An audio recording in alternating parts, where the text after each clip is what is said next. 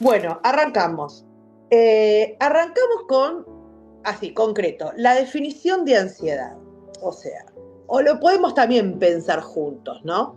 Cuando nosotros hablamos de ansiedad, y ahora también vamos a definir depresión, pero ansiedad, ¿qué estamos hablando? A mí me gusta una definición que es clara, que dice que la ansiedad es una respuesta emocional y fisiológica de alerta, ¿sí? Lo que hace es preparar, esta alerta es preparar al organismo para enfrentarse a lo que son situaciones de peligro.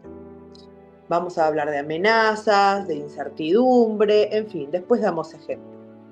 Las características principales de esta ansiedad, de esta alerta, ansiedad como alerta, digo, ¿no? Es la anticipación del peligro. Algo yo percibo como peligroso, entonces a mí se prende esta alarma. Hay una activación fisiológica, por eso yo les digo que se activa algo. Se activa fisiológicamente en nosotros, en nuestro cuerpo. Eh, Algunos le dicen preocupación, alerta. En términos evolutivos, la ansiedad tiene una función y la función de la ansiedad es protectora, ¿sí? Por eso a mí me gusta tratar de cambiar la visión del mundo con respecto a la ansiedad y verla más como una amiga o como por lo menos alguien que te va guiando que como algo peligroso o que nos duele a nosotros, ¿no? Porque justamente la ansiedad prepara al organismo para reaccionar frente a amenazas. Eh, yo les dije en la clase introductora, después vamos a profundizar, que vamos a ver a Freud, a Beck, a Ledoux, que habla de la neurología del miedo, o Freud, que habla de la ansiedad como señal. Todo eso lo vamos a ir desarrollando en el transcurso del día de hoy, si no, eso sí se lo puedo mandar, por ejemplo, como en un PDF. Sensación de miedo. Abrí si querés el micrófono, Beatriz, ¿eh? Cero problema, ¿eh? Así, por si algunos no pueden. Beatriz, escucho si querés. No hay ningún problema. ¿Qué tal, profe? Nada, Sí, esto de que, bueno, buenas tardes a todos.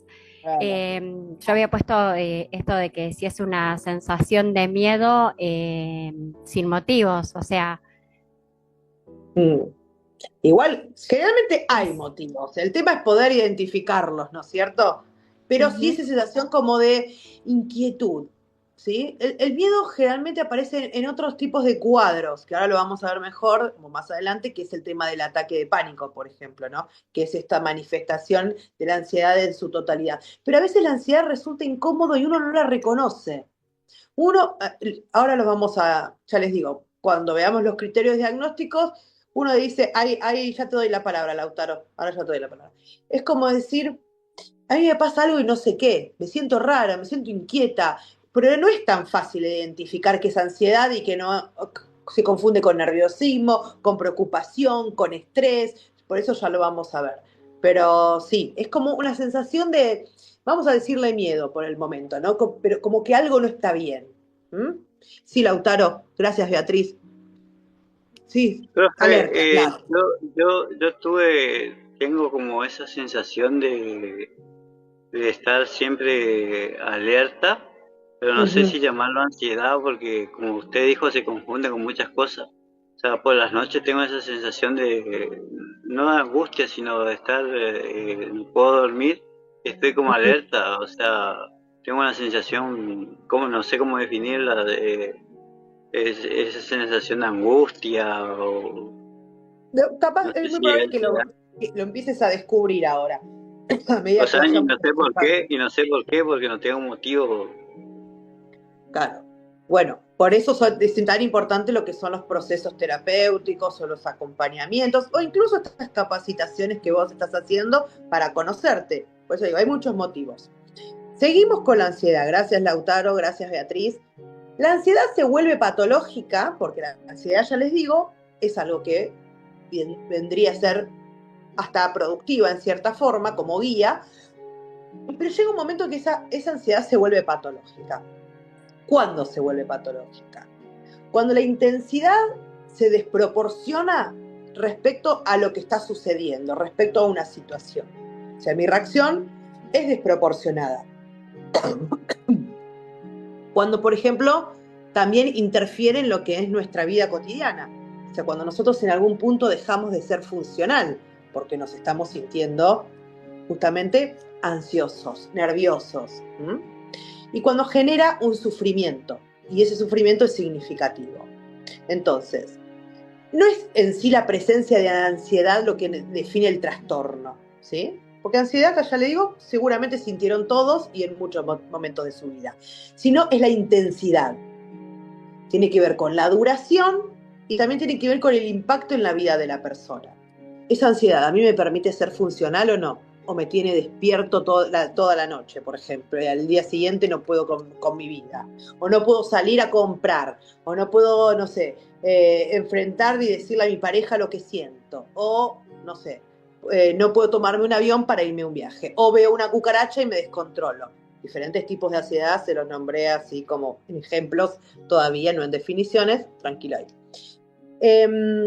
Sentir ansiedad, entonces, ante, por ejemplo, un examen, como lo dijimos anteriormente, cuando nos encontramos, es normal, ¿no? A todos nos pasa. A mí me pasa, a mí me da nerviosito, así como algo antes de conectarme, tengo 10, 20, 15, 3, 4 personas mirándome que no conozco, viendo qué estoy diciendo. No. Da ansiedad, da nervio, es normal. A ver, es normal. No es que yo tengo una capacidad y, no sé, por ejemplo, Ale tiene otra o Beatriz.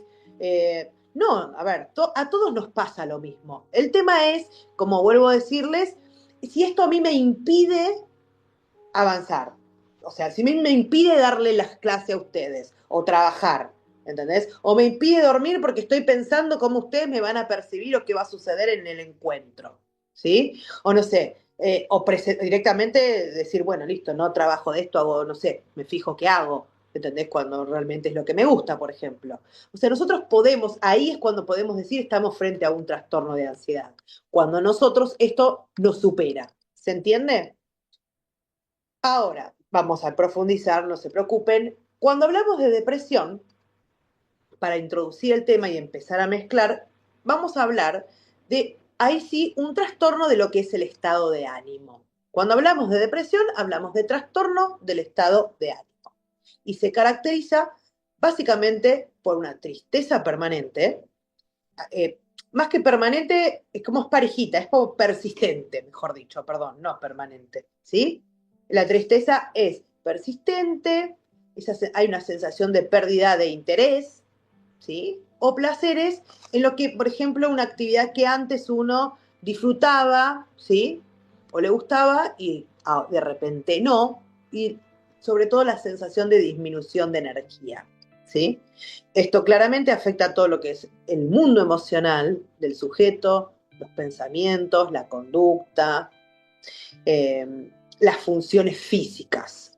¿Alguien me dice la pregunta que están diciendo Andrea, que no veo por completo el chat en este momento? ¿Alguien me la traduce? Dice, hola Carla, ¿la ansiedad tiene relación con el ataque de pánico? Sí, claro. El ataque de pánico es la ansiedad en su mayor expresión. A ver, ya vamos a entrar en definir lo que es un ataque de pánico. Hoy no llegamos al ataque de pánico, pero ya van a ver como si van a ustedes, digamos, contestarle esta pregunta. El ataque de pánico es un trastorno de ansiedad. Está dentro de los trastornos de ansiedad, como las fobias específicas, como lo son, por ejemplo, el mutismo selectivo. Mutismo selectivo es cuando la persona decide no hablar, justamente. Lo que son todos los ansiedad generalizada. Yo después se las voy a explicar todas cuando llegue el momento de meternos en cada uno de los trastornos. Ahora quiero unirles los dos temas del curso, lo que es ansiedad, lo que es depresión, cómo chocan y cómo diferenciarlo con otras cosas. A eso vamos hoy. Pero sí, ataques de pánico es un ataque de ansiedad. Un ataque de ansiedad es un ataque de angustia. Ya lo van a ir viendo. Ya lo vamos a ver. Bueno, cuando hablamos de depresión, vamos a hablar, y desde el punto de vista de Beck, explicarlo, se llama tríada cognitiva de la depresión. Cuando hablamos de triada cognitiva de la depresión, hablamos de, primero encontramos un sujeto que tiene una visión negativa de sí mismo, ¿sí? De uno mismo. una visión negativa del mundo y una visión negativa del futuro. Por eso, tríada, ¿sí? Lo que sí hay que acá también diferenciar lo que es la depresión funcional en diferencia de lo que es la depresión severa, ¿sí? Todas tienen nombres distintos, bueno, que ya lo vamos a ver. Uno se le llama distimia y otro se le llama depresión severa. También tiene criterios diagnósticos y tiene que ver con esto, cómo se sostiene en el tiempo. Cuando nosotros hablamos de depresión severa, hablamos de lo que es una tristeza profunda, de lo que son estas pérdidas marcadas de energía o no sé, las dificultades que una persona tiene para realizar actividades cotidianas. Hablamos de una persona con aislamiento. Un minutito, Lautaro, ya te doy la palabra. Y en casos graves, ¿sí?, aparece lo que es la desesperanza, en muchos casos ideación suicida, también hay que nombrarlo, y sobre todo los sentimientos también de inutilidad. Sí, le doy la palabra a Lautaro y después vos, Beatriz. Decime, Lautaro. Profe, ¿cómo confundir la depresión con las personas que tienen esquizofrenia, por ejemplo? ¿Se confunde? ¿Cómo tratar eso? ¿Los esquizofrénicos tienen depresión? Sí. Porque ellos tienen síntomas, por ejemplo, que tienen el ánimo plano, pero ¿pueden tener depresión ellos? Sí, mira, la depresión puede coexistir con la ansiedad, puede existir con trastornos de la alimentación. La ansiedad la depresión, puede coexistir con la esquizofrenia. El tema, sí, hay diferentes criterios diagnósticos para cada, digamos, trastorno de salud mental. En la esquizofrenia, sobre todo, hay alucinaciones. En la depresión no hay alucinaciones, ¿sí? Igualmente, ya te digo, hay los criterios diagnósticos los vamos a ver, los vamos a tener todos por escrito y vas a ver que no se te va a confundir con ninguna otro tipo de trastorno, pues son claros, ¿sí? Sí, se confunde hoy en día con tristeza mucho, o con un duelo, con un proceso de duelo, ¿sí? Pero con la esquizofrenia no lo vas a confundir luego de tener los criterios diagnósticos, en eso quédate tranquilo, Lautaro. Sí, Beatriz, decime.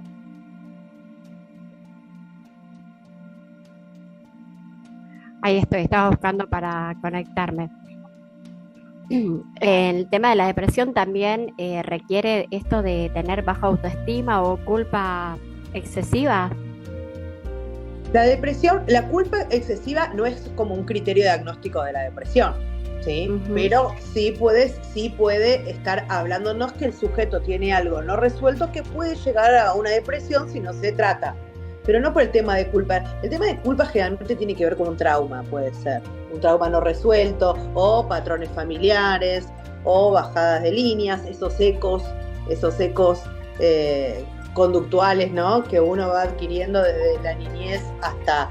Es algo impuesto la culpa, no es algo neto del sujeto, ¿sí? Uh-huh. Así que ya también lo podemos incluir si te interesa el tema. Profe, otra preguntita y ya no interrumpo más. Perdón. ¿Vos das material de lo que estás hablando? Sí. Ah, perfecto. Si necesitan PDF, les doy PDF, igual es que queda todo, igual te queda grabado, también como les dije, capaz que lo hablé cuando vos no estabas conectada todavía. Claro, yo les voy a mandar cuadritos, con comparación, con dibujos, o sea, acá lo que sea más interactivo, más allá de mi palabra. Pero ahora quiero que como que nos escuchemos. Por eso no me gusta como ponerlo en el medio de la clase, pero para eso está el grupo de WhatsApp. Me pueden preguntar lo que quieran, les mando lo que quieran. Incluso pueden decirme, mira, a mí me interesa este tema que se vio por arriba, quizás, porque obviamente si no tendríamos un año de curso, y quizás no sea tan relacionado, pero yo no tengo ningún problema en agarrar y buscarles el material y enviárselos. Pero bueno, lo enviamos por privado para que no le llegue a todo el mundo y quizás si a otros no les interesa. Así que sí, esto es como muy libre. A mí me gusta que ustedes ver por dónde va el curso primero dónde van ustedes como alumnos, como grupo, ¿sí? Cuáles son los intereses y después de ahí yo voy viendo qué comparto con ustedes y qué quizás por privado para no justamente al otro cargar el grupo. El proceso, claro, exactamente. Perfecto. Dale, después hablamos en privado entonces. Sí, cuando necesiten.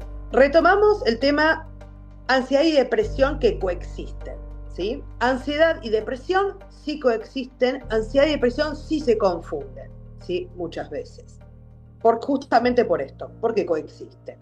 Muchas personas, ¿sí?, presentan ansiedad y una ansiedad prolongada. Y esa ansiedad prolongada puede desarrollar síntomas depresivos.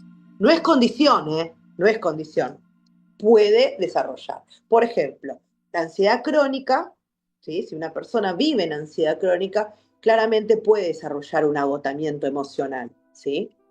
O si hay frustración excesiva tras frustración excesiva no elaborado, lleva a una desmotivación, que es un símbolo, un síntoma de la depresión.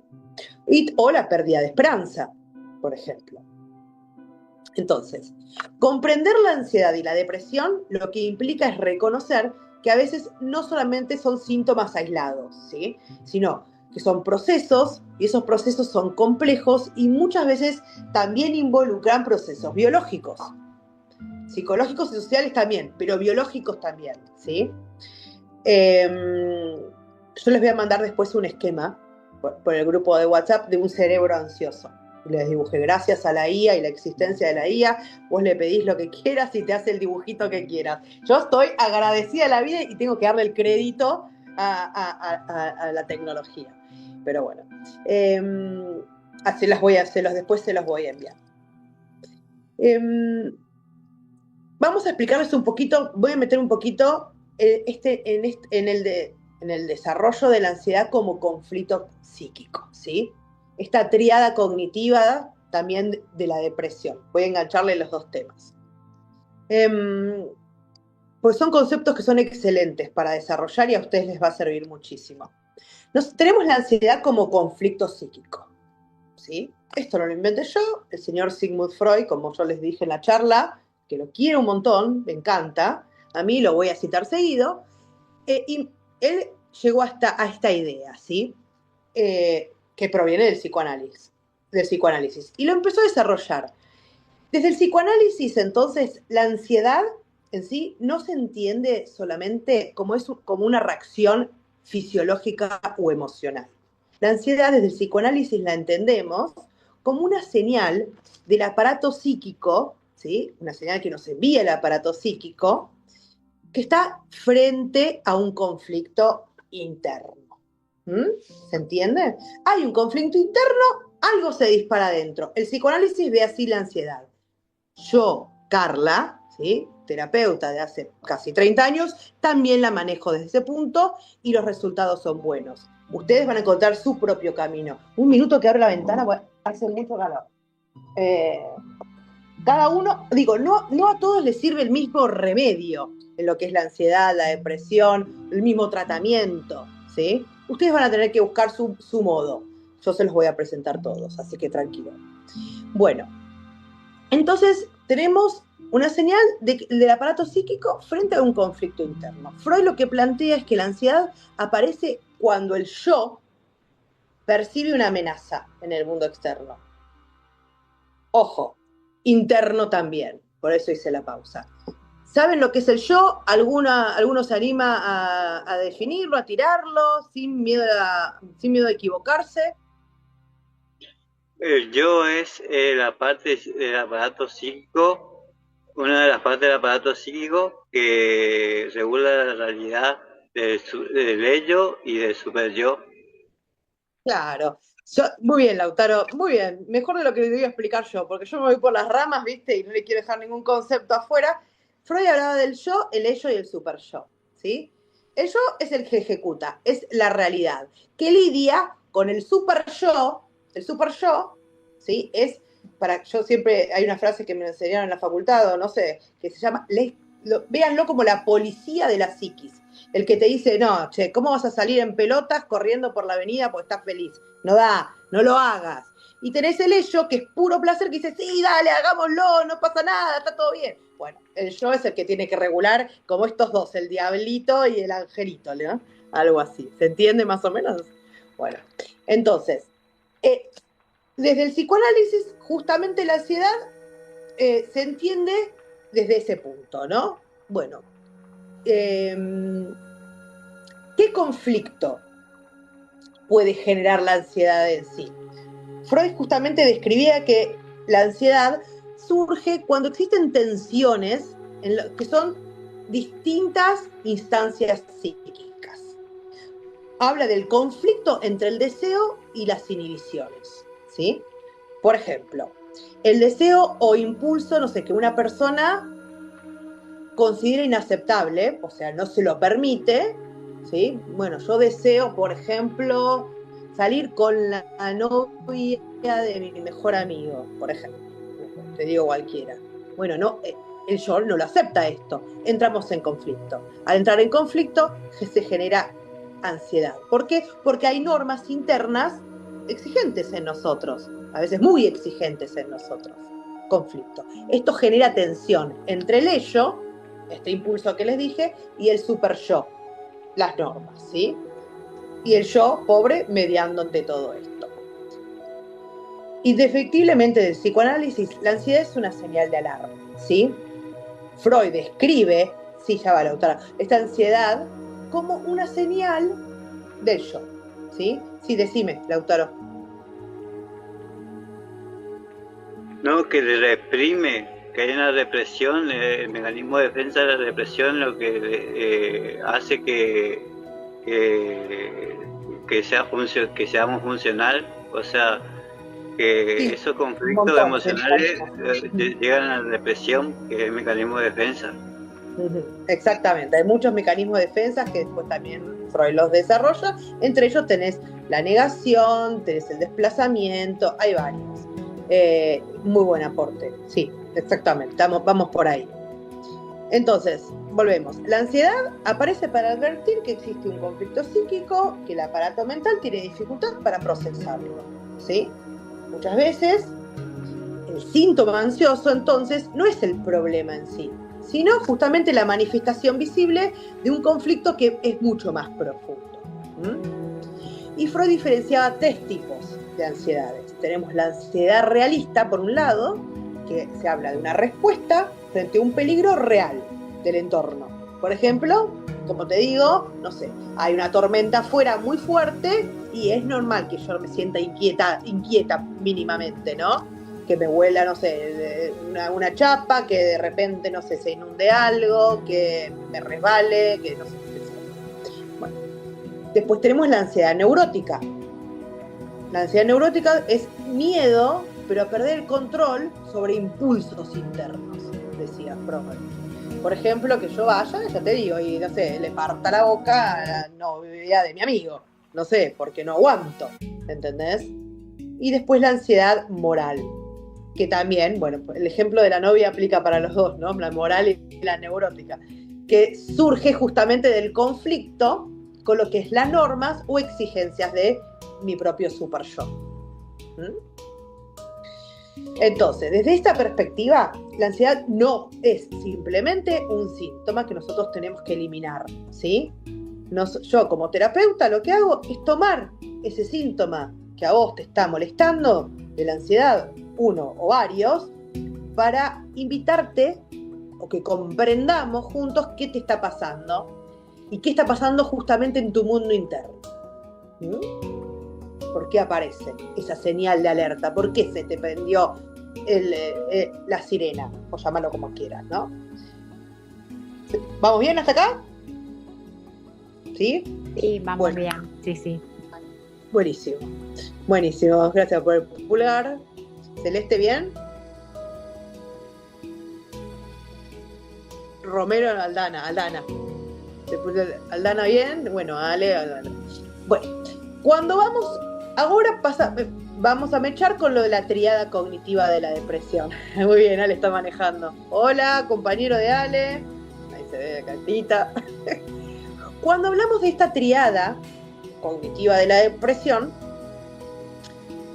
vamos a nombrar a Aaron Beck, ¿sí? Este es el creador justamente de la terapia cognitiva, que hoy en día la conoce mucha gente porque realmente funciona mucho para lo que son los trastornos de ansiedad.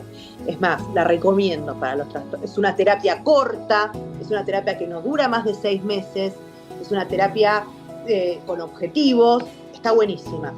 Si no la conocen, métanse ahí, hay varios cursos de esos, hay varias información dando vuelta, mejor que otras, pero ténganla en cuenta. Beck es el creador de esta terapia, la terapia cognitivo-conductual. Él lo que hizo, empezó a observar personas con depresión, ¿sí? Y se dio cuenta que esas personas suelen presentar patrones de pensamientos negativos, pero sistemáticos, ¿sí? Entonces, a eso él lo llamó tríada cognitiva, porque incluye 3 dimensiones. La primera es la visión negativa, como les dije, de uno mismo. La persona se percibe a sí mismo como incapaz, como insuficiente, como sin valor, y tiene pensamientos del tipo: no soy capaz, no sirvo para nada, todo me sale mal, es una mierda, siempre lo mismo. Y después la visión, tenemos el otro punto, la visión negativa del mundo, que la persona interpreta el entorno como si el entorno fuera peligroso, como si todo fuera hostil, injusto, frustrante. Y los pensamientos van por el lado de nada tiene sentido, todo siempre me sale mal. Y en la otra punta de esta tríada, la visión negativa del futuro, que también se caracteriza por la desesperanza, las expectativas pesimistas, y el pensamiento es del tipo: nunca voy a estar mejor, nunca voy a salir de esta, nada va a cambiar, es siempre todo lo mismo. Estos pensamientos suelen convertirse en esquemas cognitivos automáticos, ¿sí? ¿A qué me refiero? Es que son los famosos pensamientos recurrentes de las personas, o la rumiación. Bueno, se llaman esquemas cognitivos automáticos. Y estos influyen en la forma en que la persona todo el tiempo interpreta la realidad. O sea, no es solo que la persona está triste, ¿sí? Sino, o que no sé, o le pasa, está bajón. No, la persona siente que su forma de interpretar la realidad se vuelve sistemáticamente negativa, ¿sí? Es como no poder ver nada positivo en el día a día, o nada positivo en el transcurrir de la vida, ¿no? ¿Cómo conectamos ansiedad y depresión entonces? Para cerrar esta parte, a ver, muchas veces la ansiedad y la depresión se encuentran relacionadas. ¿Por qué? Porque la ansiedad prolongada, entonces, ¿qué hace? Genera agotamiento emocional. Mientras que la depresión aumenta la preocupación y la inseguridad, ¿sí? Es como un círculo, como una se retroalimenta de la otra, justamente. Y muchas veces, a mí me gusta explicarle a mis pacientes, que muchas veces la depresión, o estamos en una distimia, ¿no? Una depresión severa, ¿no? Pero un estado depresivo, una distimia se llama, muchas veces aparece la ansiedad justamente para salvarnos de la depresión, ¿entendés? Porque la ansiedad te hace sí o sí moverte, ¿entendés? Porque es incomodísima. Entonces, viene a salvarnos de la depresión, ¿viste? Pero bueno, es una amiga un poco rara la ansiedad. La forma en que nosotros pensamos sobre nosotros mismos, sobre el mundo y sobre el futuro, entonces, influyen y profundamente influyen en nuestra experiencia emocional. Ahí es donde enganchamos los dos. Bueno, a ver, hasta acá vamos todos bien, ¿no? Sí, ¿no? ¿Estamos todos bien? Lo que vamos a hacer es diferenciar ahora la tristeza de lo que es una depresión clínica, ¿sí? Porque ¿cómo nos damos cuenta? A ver, tristeza creo que la sentimos todos, ¿sí? Y muchas veces la persona está tan acostumbrada a sentir tristeza que quizás no se da cuenta que está atravesando un cuadro de depresión no tratada, porque la depresión tampoco es solamente no poder hacer nada. Muchas veces la persona sigue haciendo estando deprimida, ¿sí? O sea, el hacer no es parámetro de diagnóstico. Ojo ahí, ¿sí? La tristeza es una emoción. Vamos a empezar por ahí. Y es una emoción humana, universal, y que aparece como respuesta a situaciones de pérdida, situaciones de frustración, o dolor. Sin embargo, la depresión clínica es un trastorno de lo que es el estado de ánimo, como les dije en la definición, y implica cambios que son muchísimo más profundos y más persistentes en lo que es la experiencia emocional, cognitiva y conductual de la persona. La tristeza cumple lo que es la función psicológica importante de la adaptación, es adaptativa la tristeza, la necesitamos la tristeza. Yo me acuerdo que todo el mundo ahí me da los ejemplos de una película de Disney, creo que Intensamente se llama, que hablaba también más o menos. La tristeza se necesita, ¿sí? La característica, justamente, es que la tristeza aparece cuando hay situaciones difíciles, ¿sí? Cuando hay un motivo identificable, ¿ok? La tristeza es transitoria y lo que permite es procesar experiencias dolorosas. Por ejemplo, un duelo por una pérdida, una decepción, una ruptura afectiva, lo que se les ocurra. Pero es identificable, ¿sí? La tristeza forma parte de la vida emocional. Lo que muchas veces permite elaborar esas experiencias significativas y resignificarlas o integrarlas a nosotros mismos. En la tristeza la persona generalmente conserva el interés por las actividades que viene realizando, no es que de repente hay pérdida de interés. Mantiene los vínculos que tiene, experimenta momentos de alivio, ¿sí? Dentro del estado de tristeza en general. Pero cuando nosotros hablamos de una depresión clínica, implica un estado más profundo y más persistente, ¿sí? Si bien la sensación de tristeza existe. Pero las características principales es que esa tristeza es intensa o hay una sensación de vacío, muchas veces. Hay algo que se llama anedonia, que es la pérdida de interés o de placer.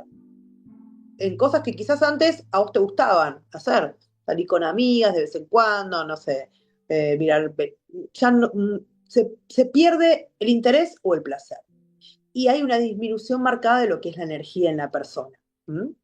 Y aparecen otros síntomas en la depresión como alteraciones de sueño, dormir mucho, dormir poco, dormir mal, despertarse, ¿sí? Alteraciones me refiero a las diferencias, no dormir mucho o no dormir nada. Dormir mucho o no dormir nada, digamos. Beatriz, ¿quieres decir algo o no? No. Pensé que había levantado, perdón. No, también puede provocar la falta de apetito, la tristeza o no. Y bueno, también... a eso iba. Otro punto es el cambio del apetito también, o mucho apetito o nada, porque vos decís, bueno, no sé, la persona engordó mucho, claro, no lo asocias con una depresión, porque uno lo asocia al no hacer, y comer es una acción. No, también, ¿sí? El aumento justamente de peso es el cambio en el apetito y tiene que ver con la depresión, así como la bajada de peso. Dificultades para concentrarse, ¿sí? Por ejemplo, no sé, desde una acción simple como leer un libro hasta, no sé, tener una conversación o trabajar, ¿sí? Sentimientos de culpa también, inutilidad, desesperanza. Y bueno, y como les dije, hay casos muy graves que llegan a lo que es la ideación suicida, ¿no? La diferencia clave, que la tristeza es una respuesta emocional, ¿sí? Normal, identificable, temporal, mientras que la depresión a veces afecta muchas áreas y es un trastorno del ánimo y se mantiene en el tiempo, ¿sí? Después de los criterios diagnósticos, que se los voy a dar la semana que viene seguramente, hablamos de cuántos meses cuántas semanas la persona tiene que estar sintiendo lo mismo para ser, por ejemplo, diagnosticada con una distimia o una depresión clínica severa. Pero sobre todo el tiempo que se sostiene esos sentimientos, ahí está la clave. A mí yo lo tomo muy en cuenta lo que es el impacto en el funcionamiento, ¿sí? De nosotros en nuestro día a día, porque eso es una diferencia bastante tangible y muy visible. Cuando el nivel, de interferencia en la vida cotidiana es muy alto, ahí es donde uno tiene que prestar más atención a una depresión, a diferencia de una tristeza. Porque con la tristeza la persona sigue funcionando. En la depresión puede que también, pero hay señales que nos muestran a nosotros la diferencia. Por ejemplo, disminuye lo que es la capacidad del sujeto para trabajar, para estudiar, para relacionarse, ¿sí? La depresión es como que la energía psíquica y emocional se afectan y se encuentran profundamente afectadas en muchos casos. Y la duración de los síntomas, ¿sí? Es otro de los puntos. Otro criterio clínico que es muy importante. En general, se considera una depresión clínica cuando los síntomas persisten en al menos, más o menos 2 semanas. Si durante 2 semanas vos tenés los mismos síntomas, ahí ya es una señal a tener en cuenta. Y que obviamente afectan el funcionamiento de tu día a día, ¿no? La tristeza entonces aparece, se transforma. La depresión, en cambio, tiende a instalarse. Y ahí modifica la forma en que la persona percibe la vida. ¿Se entiende la diferencia, no? No hay modo de confundirlas, ¿no? Si no, seguimos. Pero creo que vamos bien. Por ejemplo, a ver, para cerrarlo, una persona triste puede llorar, y llorar mucho, una pérdida. Sí, Aldana. Hola, profe, ¿cómo anda? Perdón. Una preguntita, profe. Dale. La depresión, entonces, el paciente puede hacer su vida con un vacío, pero es como que lo hace todo como de manera automatizada, podríamos decirse. Sí, también. ¿Sabes? Pero esto tiene que ver también con el grado, ¿sí? Acordate que estamos hablando, eso sería una distimia, lo que vos me estás diciendo, que ya te digo, aguantame la clase que viene, que después vamos a dividir todos los trastornos de ansiedad, todos los tipos de depresión.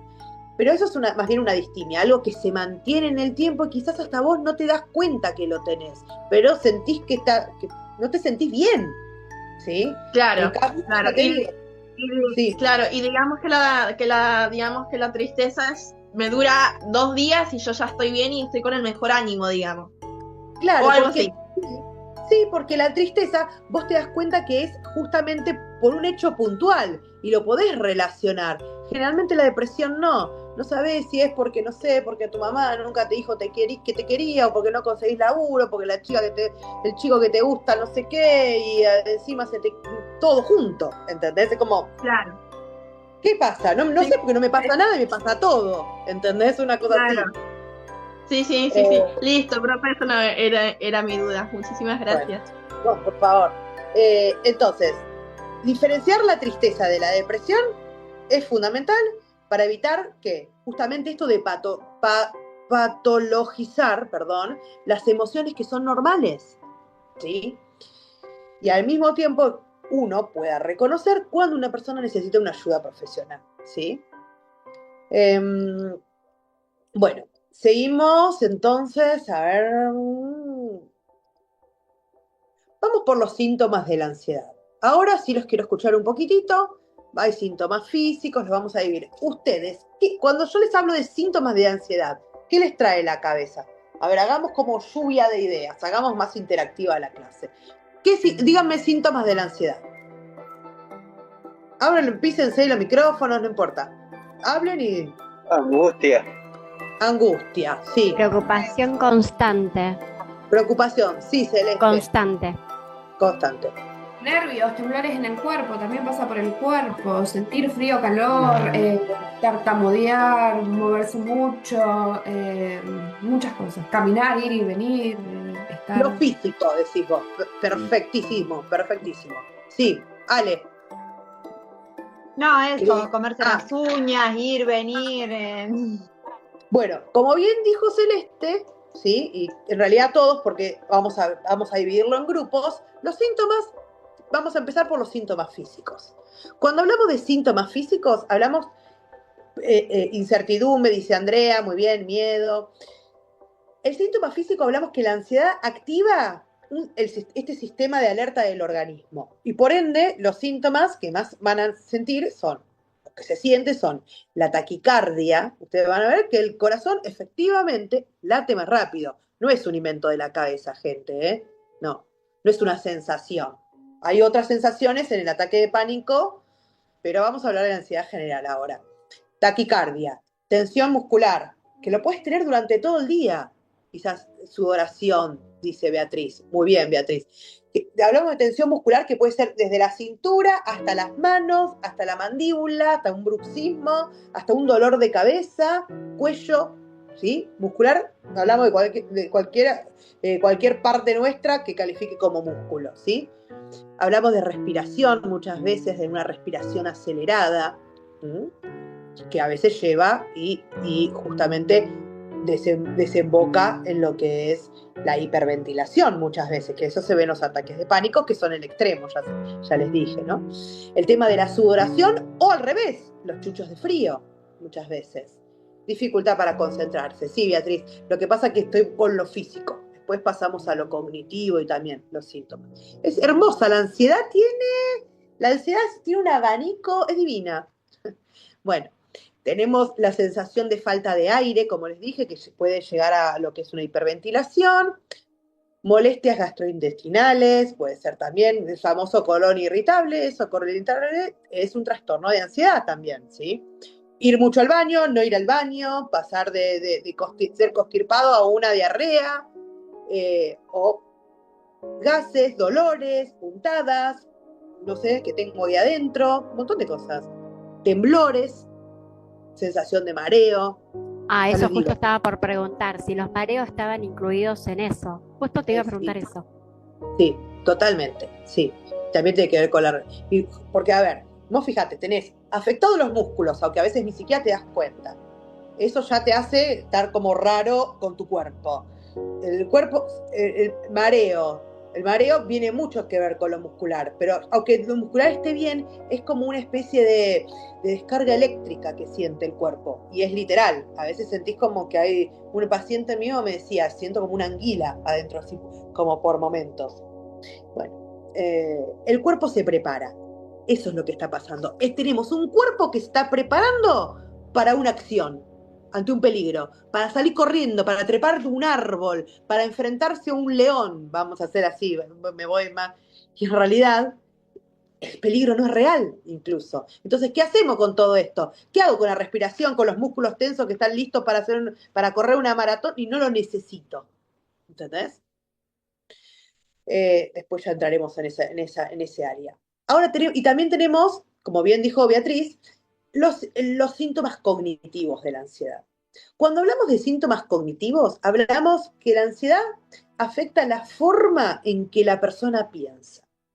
Y ahí aparece la preocupación constante como signo de ansiedad o síntoma, preocupación constante, esta anticipación negativa del futuro, ¿sí? No, va a salir todo mal, ahora no sé, mejor que no salga porque va a haber un ladrón que lo va a atacar y va a morir. Se va a ir a bailar y va a morir.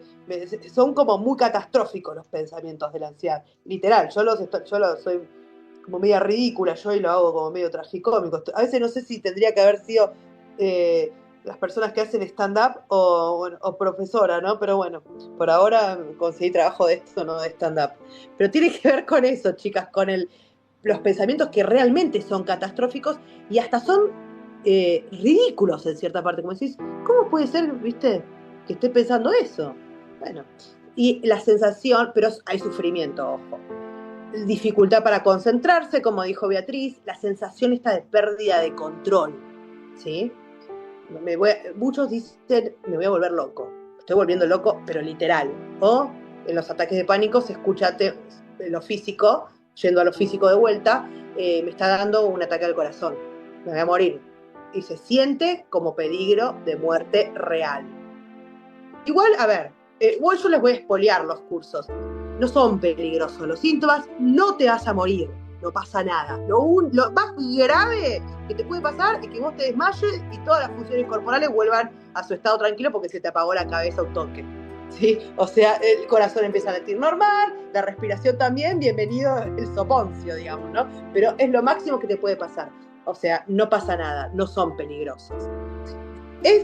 A ver, asusta muchísimo la ansiedad en su mayor expresión. Muchísimo. Creo que son las cosas más feas. Y no lo digo desde el manual nada más, yo también tuve ataque de pánico y creo que si les pregunto a la mayoría, hoy en día, no sé, por lo menos 7 de cada 10 lo tuvo. Hay una manito levantada, ataque de pánico. Alejandra, ataque de pánico, bueno, también, sí, es así. Es esto de que me agarra un síncope y siento que me muero y me muero, o sea, ¿sentís eso? Exactamente. Que te estás muriendo, decís, me muero. Sí, y exactamente. Es increíble, ¿no? Sí, yo creo que igual cuando nos morimos no pensamos así, pero bueno, pero... acá decís que era tu cerebro en ese momento, ¿no es cierto? Es el disparador de decir el síncope. Claro, porque ahí empieza un círculo, que es el círculo vicioso de la ansiedad. Porque esto no viene, no se desata porque sí. O sea, no es que vos de repente decís, me voy a morir de la nada. No, vos venís rumiando, a vos te viene pasando algo todo el día, ¿entendés? Que quizás ni siquiera lo registraste, ¿eh? Quizás fue un olor, quizás fue un sonido, quizás fue un recuerdo, porque estamos pensando 800.000 cosas, y nosotros no somos conscientes incluso de todos los que pensamos. Pero bueno, esto se controla igual. Sí, Andrés. Alejandra, perdón. No, está bien. ¿Los temblores corporales también vienen desde la ansiedad? Sí, hay temblores en ansiedad. Sí, también hay Parkinson, si te referís. No, pero son... No, sí, claro, entiendo. hay pero temblores, no es que, a ver, el tema... Dentro del ataque de pánico te puede generar temblores. Temblores, también parálisis, como que no puedo hacer esto, no puedo mover el brazo porque me duele y lo estás moviendo. Capaz estás explicando a alguien y lo estás moviendo y no te das cuenta que lo estás moviendo. A mí me pasó el otro día, no hace mucho, que iba por la calle y un chico estaba tirado en la vereda, ¿sí? Y estaba así, y me di cuenta enseguida que era un ataque de pánico. Y decía, no, porque no puedo mover la mano, y me hablaba y movía la mano, pobrecito. Yo digo, pero estás moviendo la mano, y se miraba y me decía, pará, ¿me estás jodiendo? Tipo, no me dijo eso, pero como diciendo, pará, ¿entendés? Era un ataque de pánico. Digo, ustedes lo van a ver muchas veces, y no sé si se les pasó alguna vez asistir a alguien con un ataque de pánico y eso, porque la cabeza está creando su propia realidad, ¿viste? Para vos estás muriendo, para vos estás teniendo un ataque al corazón, sí, Al. Bueno, en mi caso sí, yo tuve que asistir a una persona con ataque de pánico. Yo trabajo con una familia que en mi caso los papás son, bueno, con depresión y uno tiene ansiedad también, y me tocó que la mamá le agarró un ataque de ansiedad muy, muy, pero muy grande, muy severo. Y bueno, en la práctica que yo hice la carrera nos dieron tips, pero no, en realidad yo no profundicé tanto en el tema porque yo me especializo en otra área, ¿no? Pero bueno, pero sí, la verdad que es muy feo ver a una persona con un ataque de ansiedad que no lo puede controlar. No, generalmente uno necesita pedir real. ayuda. Sí, tenés que pedir ayuda, y si la persona ves que no puede controlarlo, obviamente llamar a algún servicio de emergencia. Sí. Bueno, en mi caso, por suerte, no sí se pudo como controlar con autorregulación, respiraciones. Hay muchas técnicas. Si la persona no le molesta el contacto, una de ellas es que pueden agarrar la mano y ponerla en el corazón de ustedes para que se vaya calmando. Yo les voy a dar todas las técnicas habidas y por haber en eso. Relájense, se van a ir con herramientas del curso, en eso también. Bueno, gracias por los ejemplos, porque son muy ricos, ¿viste? Eso nos ayuda muchísimo cuando ustedes comparten. Después tenemos otra serie de hermosos síntomas que son los conductuales. ¿Sí? Continuamos. Que ahí es cuando la ansiedad también influye en lo que es la conducta. Aparece lo que es evitar situaciones, ¿sí? Yo no voy a ir ahí porque cada vez que estoy haciendo una cola me pone ansiosa, o no voy ahí porque es un lugar cerrado, y ahí cada vez uno empieza a evitar cada vez más diferentes situaciones por miedo a que aparezca la ansiedad.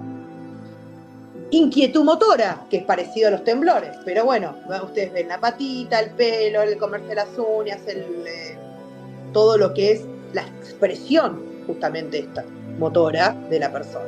Bueno, eso es otro síntoma conductual.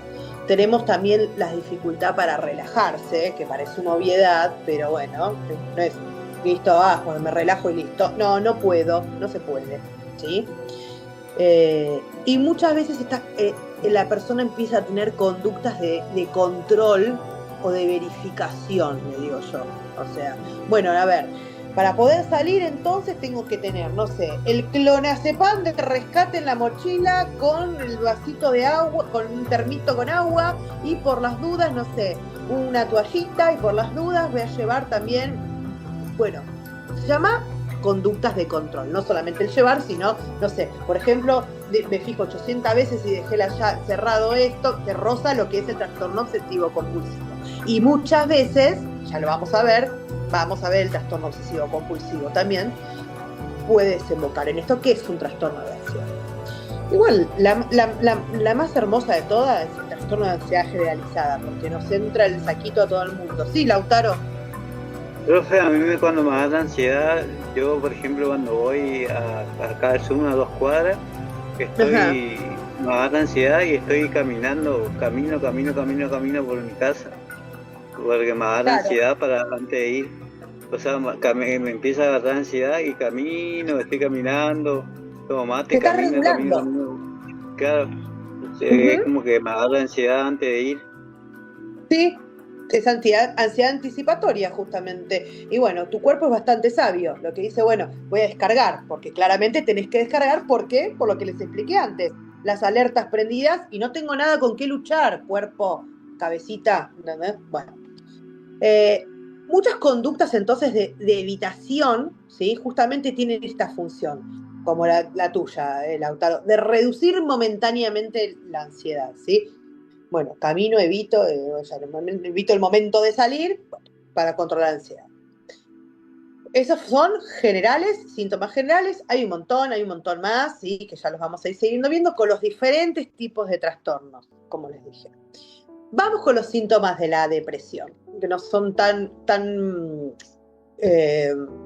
digamos, expresivos como la ansiedad, pero bueno, son identificables. La depresión afecta entonces las experiencias emocionales, ¿sí? La depresión lo que afecta es el pensamiento, la energía y la conducta de la persona.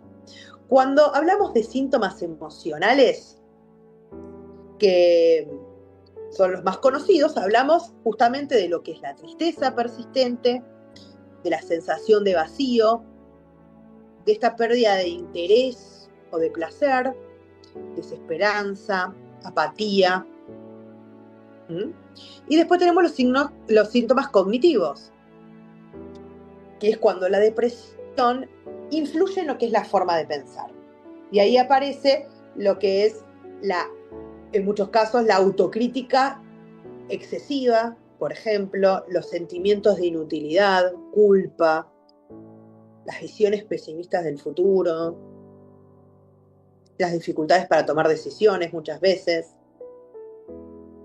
Esto es lo que relacionamos con lo que vimos de Beck de la triada cognitiva. Y tenemos los síntomas físicos, porque la depresión también tiene síntomas físicos. Hablamos de manifestaciones corporales. ¿A qué nos referimos? Acuérdense de los de la ansiedad físicos, ¿sí? Acá aparece la fatiga o la falta de energía. La persona siempre está cansada, la persona, ¿viste? Parece como muy, bueno, justamente baja de energía. Alteraciones de sueño, para un lado o para el otro, acuérdense. También alteraciones o cambios en el apetito, para un lado o para el otro, también. Y lo que es esta sensación de lentitud física, ¿sí? Cuando hablamos de síntomas conductuales, a nivel conductual lo que nosotros observamos es una persona generalmente con aislamiento social, aislado, que no es lo mismo que fobia social, que también lo vamos a ver como trastorno de ansiedad. Aislamiento social, de no querer juntarse, no querer ir, no querer hacer, disminución de las actividades, esa dificultad para iniciar una tarea, quizás el arrancar, para decirlo de alguna manera, y abandono de los intereses, ¿no? A ver, tanto lo que es la ansiedad como la depresión, los síntomas no se presentan aislados, ¿sí? No estamos hablando de rasgos de una personalidad, no estamos hablando de algo que sean 2 o 3 cosas en un momento puntuales, ¿no? No, bueno, estamos hablando de algo que forma parte de un proceso donde el pensamiento, las emociones, el cuerpo y la conducta se influyen mutuamente, ¿sí? Acuérdense, es todo un círculo esto. Piénsenlo como círculo si quieren, si les gusta pensar en imágenes, porque se entiende bien. Los síntomas psicológicos, a ver, no son solamente experiencias mentales, ¿sí? Se expresan también en lo que es nuestro cuerpo, en lo que es nuestra forma de relacionarnos con el entorno. ¿Mm? Bueno, vamos a hablar de la retroalimentación, ¿sí? De esto de lo que es la retroalimentación de la ansiedad con lo que es de la depresión.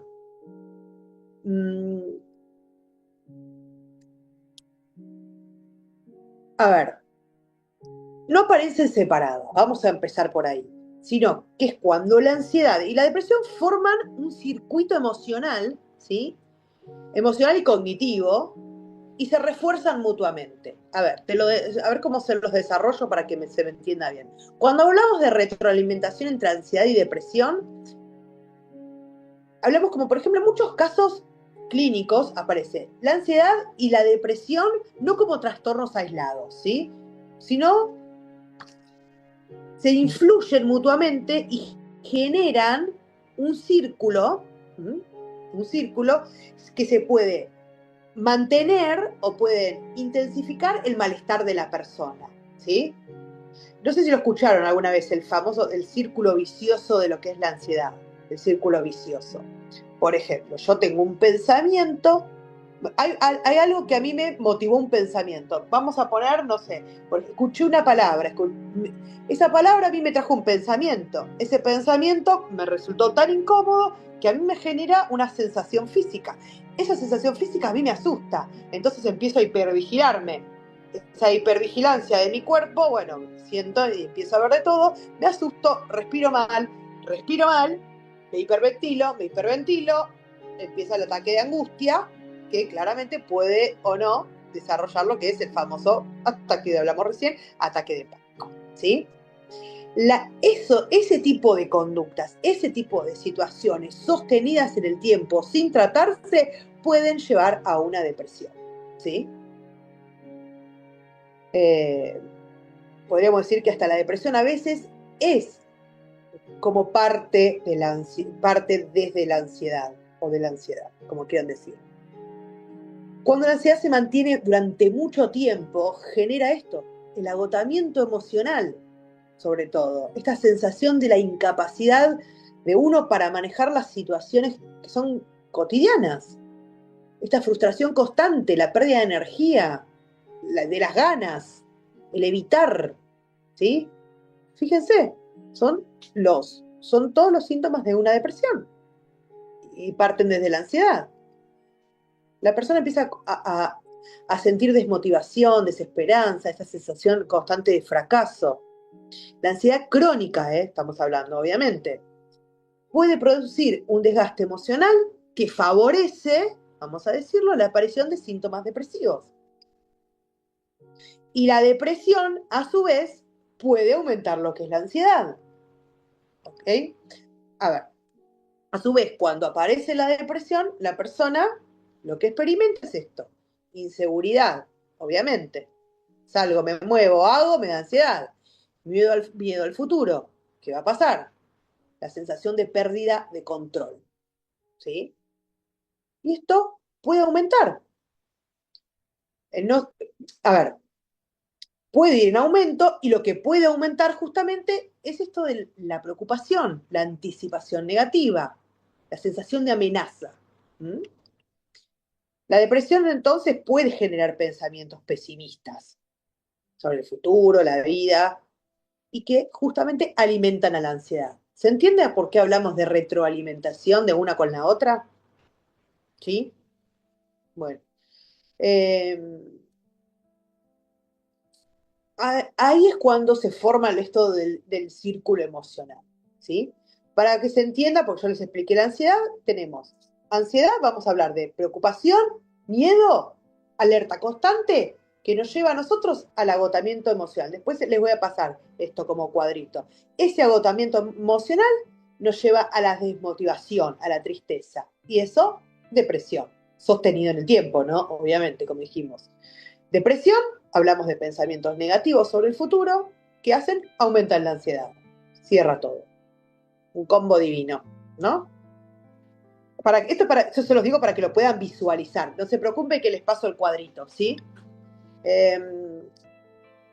Y hay factores que mantienen este ciclo, ¿sí? Por eso siempre hablamos de cortar este círculo vicioso cuando alguien está pasando. Muchas veces, no sé si vieron, hay técnicas que sirven, se ve mucho en los reels que dicen, agarren un cubito de hielo, ponételo acá, o empezá a contar 5 cosas que vea. Hay un montón de técnicas, cada uno usará la que más le sirva, después las vamos a ir viendo, pero el tema es cortar justamente con el círculo de ese pensamiento, ¿sí? De esos pensamientos negativos. ¿Viste como al niño cuando se lo distrae, ponele, bueno, sacale el foco, una cosa así? Bueno, la ansiedad funciona así. En mayor escala y más complejo funciona así como en el niño cuando hay que correrle el foco. Pero este circuito generalmente no es tan fácil cortarlo, sino bueno, porque se mantiene por varios factores. Los pensamientos negativos son uno de ellos. ¿Por qué? Porque uno anticipa el peligro, porque tu cabeza siempre se va 10 pueblos más adelante de lo que puede pasar algo malo. Siempre pasa eso, ¿no? Y está también esta desesperanza, ¿por qué? Porque uno maneja el agotamiento emocional que te trae todos estos síntomas, ¿no? Y aparecen no solamente los pensamientos negativos, sino lo que son las conductas de evitación. Bueno, entonces no lo hago, entonces no hablo, entonces no voy, entonces, claro, ¿cómo llegas a un aumento de placer si todo es no? Para evitar que suceda, ¿sí? Yo tenía un paciente, y siempre me gusta recordarla, una paciente. Ella empezó con ataques de pánico muy severos desde el primer año de la carrera. Se recibió con ataques de pánico. Dije, si no se me van a ir, aunque me quede en mi casa, decía. Bueno, con ataque de pánico, pero yo necesito el título. Así que me tomo el colectivo con ataque de pánico, me subo a dar un oral con ataque de pánico, y así lo hizo, con ataque de pánico. Porque ahí está la trampa. Es el abandono de las actividades lo que te digamos, seduce a hacer la ansiedad. Pensando, obviamente, que uno se está resguardando de un mal mayor, cuando nada que ver. Todo esto te trae fatiga emocional, ¿sí? ¿Qué pasa con esa fatiga emocional? Es la sensación esta de no poder afrontar la situación. Entonces, bueno, espero que se me pase, mañana capaz me siento mejor. Y vos lo que le estás enseñando a la ansiedad es que tiene control, en realidad. ¿Entendés? Dale, cada vez que quiero hacer algo aparece la ansiedad, porque la ansiedad quiere ser escuchada. Yo siempre le digo a mis pacientes que la ansiedad es creativa, ¿viste? Cuando vos te das cuenta que esas sensaciones raras que te pasan en el corazón, esa ansiedad, la ansiedad dice, sí, bueno, entonces ahora, no sé, ahora te vas a marear a partir de ahora. Cuando ahora controlo los mareos, bueno, ahora entonces, no sé, no vas a poder levantarte del inodoro, por ejemplo. Porque la ansiedad lo que quiere en realidad no es que vos controles los síntomas, sino que hay algo de raíz que vos no estás solucionando. Y hasta que vos no soluciones algo de eso, se va a volver súper creativa, hasta que vos la escuches y te des cuenta qué está pasando. Esa es la realidad de la ansiedad, ¿sí? Bueno, por eso hablamos de esa sensación de no poder afrontar las situaciones. Pero que en realidad, gente, no estamos descubriendo América acá. Lo único que tenemos que afrontar es nuestra realidad interna, que es la más difícil de afrontar muchas veces, ¿sí? Entonces, tenemos, un ejemplo clínico sencillito. Vamos, una persona con ansiedad constante, no sé, por su trabajo, comienza a sentirse agotada, comienza a sentirse frustrada, ¿sí? Con el tiempo, ¿qué pasa? Se pierde esa motivación con ese trabajo y empieza a pensar que nada va a mejorar, no sé, que voy a morirme en este trabajo, que no tengo futuro, que nada, no puedo salir de acá porque encima tengo 800 cuentas, no sé. Esa sensación de desesperanza se puede transformar en síntomas depresivos, que a su vez aumentan la preocupación por el futuro. ¿Entendés? ¿Vamos bien? Entonces, la ansiedad y la depresión forman ese circuito donde la preocupación genera justamente esto del agotamiento emocional y la desesperanza alimenta otra vez nuevas preocupaciones. O sea, esta interacción de lo que es ansiedad y depresión a nosotros nos permite pensar en intervenciones que no solamente se centren en lo que es un síntoma, como les dije recién, porque no va a servir, porque va a aparecer otro síntoma todo el tiempo. Y no vamos a pasar la vida solamente sorteando síntomas. Porque necesitamos entender el funcionamiento global emocional nuestro o de la persona con la que estamos tratando.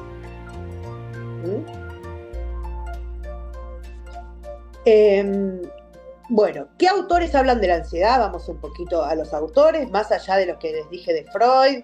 Estamos también con lo que es Beck de la terapia cognitivo-conductual, que se utiliza muchísimo. También habla de la ansiedad Ellis, Albert Ellis. No sé si después lo quieren googlear o les paso bibliografía. Buscamos videitos que estén buenos en YouTube, algo bueno, profesional. Él habla de lo que es la terapia racional emotiva, ¿sí? Él lo que sostiene es que las emociones intensas, como son la ansiedad, surgen de creencias irracionales o de pensamientos absolutistas. Por ejemplo, esto lo tengo que hacer perfecto. Esto lo tengo que hacer perfecto, no puedo fallar, acá no puedo fallar, necesito este trabajo porque si no, no comemos. Todo lo que es absoluto, todo lo que es irracional, estas creencias desatan la ansiedad, ¿sí? ¿A alguien se le ocurre, si a alguien se le ocurren otras estas frases divinas, tírenlas, vamos, alimenten la clase con creatividad, porque sí, hay un montón. También, bueno, a ver si me ocurren esas, pero bueno. También tenemos a Joseph Ledoux, se escribe. Él sí habla desde la neurociencia. Desde la neurociencia, él dice, en realidad lo que estudió es ese circuito cerebral del miedo, ¿sí? Él demostró la importancia del papel que cumple la amígdala como respuesta ante el miedo y la ansiedad, ¿sí? Esto es lo que lo que nos vamos estudiando, nosotros estudiantes, nos ayuda a comprender este componente biológico de la ansiedad. No es que la ansiedad ocurre acá, me ocurre el corazón porque tengo taquicardia, me ocurre los músculos porque... No. Estamos hablando que todo esto lo maneja el centro, la amígdala, ¿sí? Por ende, la ansiedad está en la amígdala, que es una parte del cerebro, después les voy a mandar gráficos, no se preocupen. A ver, es bueno que entiendan que no es que la persona está flasheando, la persona está sintiendo, ¿sí? Sintiendo síntomas, ¿sí? ¿Y qué síntomas? Que son reales, biológicos. Por eso hay respiración diafragmática, por eso se trabaja con meditación muchas veces, por eso muchas veces se trabaja con los sentidos. Hablamos del tacto, como el ejemplo del frío, ¿sí? Respiración, hay muchos tipos de respiración, vamos a meternos si quieren en algún momento cuando hablemos de técnicas. Básicamente hablamos de técnicas de respiración para regular justamente esto de la taquicardia, que después para volver, digamos, al cuerpo a que equilibre sus funciones, porque se desequilibran las funciones. 4, respiramos en 4, llenamos la panza, mantenemos en 4, largamos en 4. Algunos quieren 6, otros quieren 2. A mí me gusta el 4. Así que fíjense qué les sirve cada uno, porque ahí tenemos otra cuestión. Lo que a mí me sirve, puede que a Beatriz no le sirva. Y a Alejandra de repente se le ocurrió otra cosa. ¿Por qué? Porque acá estamos hablando de que si los síntomas se vuelven creativos, nosotros también nos tenemos que volver creativos. Porque si no, ya tendría, nadie más sufriría ansiedad. Porque decir, no, acá tenés que hacer esto. Bueno, acá la respiración diafragmática. No, tenés estos síntomas, bueno, listo, acá no es matemático, esto es un lío. Un lío de síntomas y de conexiones de esos síntomas para expresarnos que hay algo dentro de nosotros que necesita ser cambiado y nosotros no estamos escuchando. Bueno, entonces la ansiedad estudiada desde las distintas perspectivas, Freud, Beck, Ledoux, Ellis. Freud la comprendía como señal de conflicto psíquico, acuérdense. Beck y Ellis el papel de los pensamientos en la aparición y lo que es la neurociencia actual, destacan todo esto. Delouxx, que es un investigador, también muestra las bases cerebrales de las respuestas del miedo y la ansiedad. La ansiedad no es solo una emoción. Vamos a empezar ahí, porque ahí la película Intensamente se equivocó. La ansiedad no es una emoción. No es ese bicho verde, no era, ¿cómo era? Naranja era, ¿no? No es una emoción. Es un fenómeno complejo. Involucra todo lo que son procesos psicológicos, cognitivos y biológicos. ¿Sí? No es una emoción. Véanlo como fenómeno, ¿sí? Como algo que se dispara, algo fuera de lo que es la emoción. El miedo sí es una emoción, ¿sí? Bueno. En lo que es la línea histórica, vamos a ver, voy rápido, ¿no? A ver cuánto me falta, vamos bien, ¿no? Sí, yo quería darles un poquito lo que es un poquito de historia del concepto de ansiedad, ¿sí? De las primeras conceptualizaciones médicas, ¿no? Que se hicieron. Eso fue en el siglo XIX. En los primeros estudios de lo que son medicina y psiquiatría, la ansiedad era entendida principalmente como un estado nervioso, como dijo Celeste. Un estado nervioso o un trastorno del sistema nervioso. Se hablaba de lo que era neurosis, seguramente han escuchado esa palabra, o trastornos de nervios, se le decían. Hablan de estados de excitación del sistema nervioso. Estos enfoques estaban influenciados por lo que es la neurología de esa época, del siglo XIX, ¿sí? El psicoanálisis y la ansiedad, ahí es cuando aparece el conflicto psíquico. Los primeros autores en desarrollar este concepto, como les dije, fue Freud, que plantea de la ansiedad no solamente como síntoma fisiológico. Ya les digo, más allá de esta señal, que él habla de advertencia sobre el conflicto interno, él lo muestra como amenaza, ¿sí? La ansiedad aparece cuando hay una amenaza. Eso fue Freud el que lo dijo, ¿sí? Y organiza el conflicto entre lo que es el deseo, las normas internas y la realidad. Habla como les dije, de los 3 tipos de ansiedades. Después hablamos de la cognitiva. Aparece la cognitiva ya en el siglo XX, ¿sí? Más o menos a partir de los años 60 y 70, se empieza a estudiar el papel de los procesos del pensamiento en lo que es la ansiedad. Ahí aparece Becky Bellis, ¿sí? Estos autores lo que plantean es que la ansiedad está fuertemente influida en la persona, pero cómo interpreta la realidad y las situaciones, ¿sí? Los conceptos importantes que tienen que tener en cuenta acá es de los pensamientos automáticos y la interpretación de amenazas, ¿sí?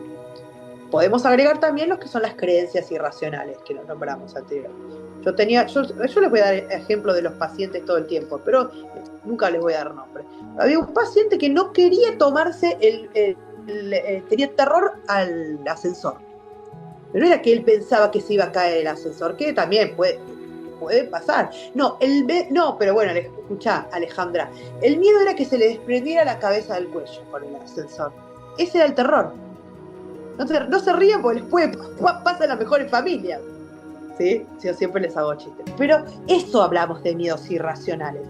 ¿Por qué se puede caer el ascensor? Tiene más lógica, quizás. No, la lógica para ese sujeto era que se desprendía la cabeza del cuello. ¿Sí? Bueno, la terapia conductual sirve para eso, justamente, ¿sí? Para subirnos 1, 2, 800 veces junto con el paciente en un ascensor para que vea que no se le va a desprender la cabeza. Hasta que se acostumbre. Obviamente estoy siendo exagerada, ¿no? Todo eso es paulatino, todo eso lleva un tiempo. Y después aparecen los aportes de la neurociencia, que ahí sí ya son a finales del siglo XX y hasta hoy, hasta la actualidad. Hoy se empieza a estudiar más siempre ahora todo a nivel biológico. Antes era todo neurótico, útero, histeria, ¿viste? No, bueno, acá hay bases de neurociencia siempre.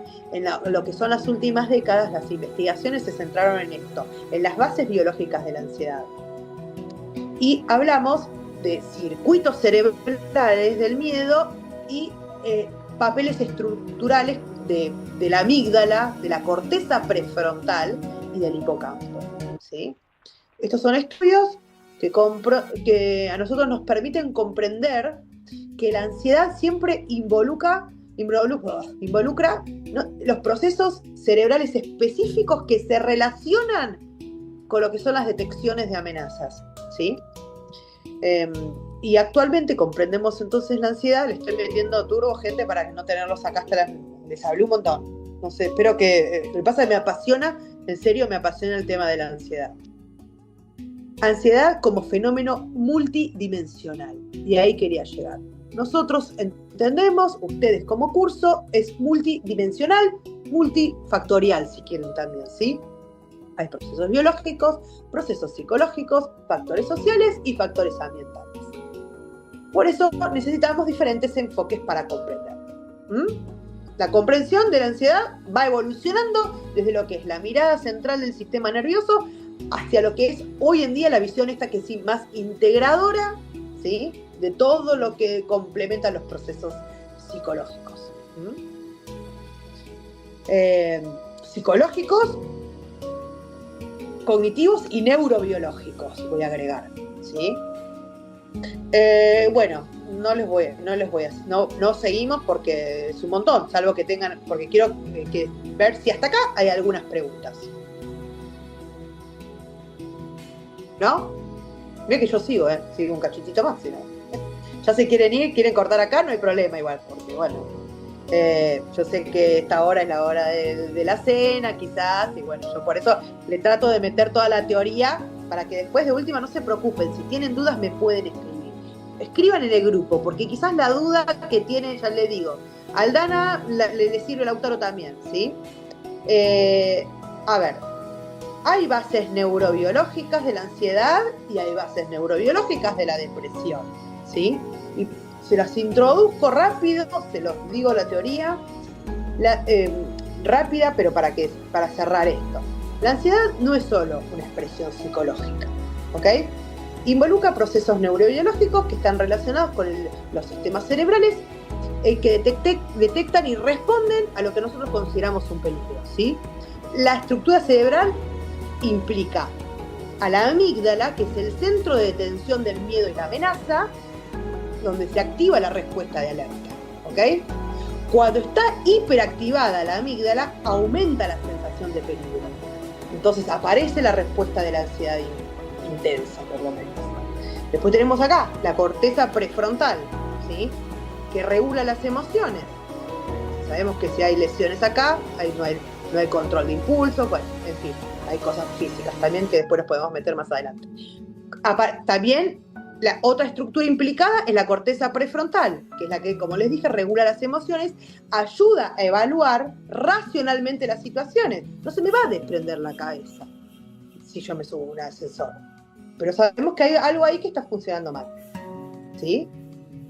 Obviamente, el estado de ansiedad puede disminuir la capacidad de regulación, justamente, ¿sí? También tenemos al hipocampo como parte de esta estructura, ¿sí? Participa en lo que es la memoria emocional del hipocampo. Ayuda a contextualizar las experiencias, ¿sí? Cuando hay ansiedad elevada, justamente favorece a lo que vos asocies los recuerdos con sensaciones de peligro. Trabaja además el hipocampo. Yo te voy a encontrar peligro en lo que quieras y te los relaciono, ¿sí? Y acá también otra cosa a tener en cuenta son los neurotransmisores involucrados. Como les dije en la charla inicial, vamos por arriba, está la noradrenalina, que aumenta la alerta, prepara al organismo para responder al ataque, a la lucha. La serotonina, que regula el estado emocional y influye en lo que es la ansiedad, en la ansiedad y el bienestar, justamente, de los dos polos. El GABA, el sistema GABA, hablamos de neurotransmisores que son inhibitorios, ¿sí?, y ayudan justamente a reducir lo que es la activación neuronal. Cuando el GABA funciona menos, ¿qué pasa? Aumenta lo que es la excitabilidad del sistema nervioso. ¿Mm? Y lo mismo con la depresión. La depresión también tiene su base neurobiológica. Y la depresión implica también cambios en lo que son las actividades de las áreas del cerebro y los síntomas de los neurotransmisores. La corteza prefrontal también, que está implicada en la regulación emocional y el pensamiento, ¿sí? Está bien, porque en la depresión, ¿qué observamos? Que a menor actividad en las áreas que están relacionadas con la motivación y la toma de decisiones, justamente. Yo ya les hice el dibujito donde está el cerebro y les puse cada área y le puse lo que afecta esa área. Después se los paso. También tenemos el sistema límbico en la depresión, que es la que regula justamente las emociones en sí. En la depresión puede haber una mayor sensibilidad a lo que son estímulos emocionales, pero negativos. El hipocampo también en la depresión, porque también participa en lo que es la memoria y la regulación emocional. En un episodio depresivo prolongado, o justamente es como que hay un volumen que disminuye con respecto a la memoria y regulación emocional. Y los neurotransmisores también son la serotonina, la dopamina. La dopamina se asocia con lo que es la apatía y la pérdida del interés también. La serotonina con el estado de ánimo. La noradrenalina en la depresión, en lo que es la energía y la concentración. Y estas alteraciones en este sistema nos llevan a lo que vemos nosotros y lo traducimos como fatiga, como dificultades para concentrarse. Hay cambios químicos, estamos hablando de cambios químicos. Las bases neurobiológicas, no determinan por sí sola la aparición de lo que es la ansiedad o la depresión, ¿sí? No es que solamente hay un desbalance químico. Ojo, no. Los trastornos se desarrollan a partir de lo que son interacciones entre lo que son los factores biológicos, psicológicos y sociales. Eso que quede clarísimo, y eso sigue. Pregunta de prueba. Ay, las reasustaba, ¿viste? O sea, no es solamente biológico, no es solamente psicológico, biológico, psicológico, social, ¿sí? A ver, gente, para cerrar, las emociones no ocurren solamente en la mente, como en la película, ¿sí? Las emociones también implican cambios en la actividad del cerebro y en el sistema nervioso, no solamente en la mente. La mente, como digo, como ente, como nube, no. Cuando una persona percibe una situación como amenazante o como estresante, el cerebro activa sí o sí un sistema biológico, ¿sí?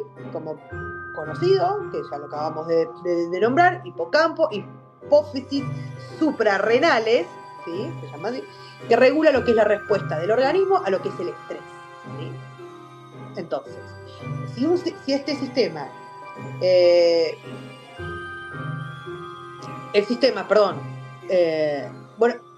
circulito, este circuito se los voy a hacer con forma de círculo y se los voy a enviar también, lo del hipotálamo, hipófisis y suprarrenales, para que lo tengan. La clase que viene vamos a arrancar, salvo que quieren que ahora, no sé cómo se sienten, cómo están, cómo funciona el eje del estrés. Me gustaría que hagamos esta diferencia, ¿sí? Para diferenciar lo que es el estrés de lo que es la ansiedad, ¿sí?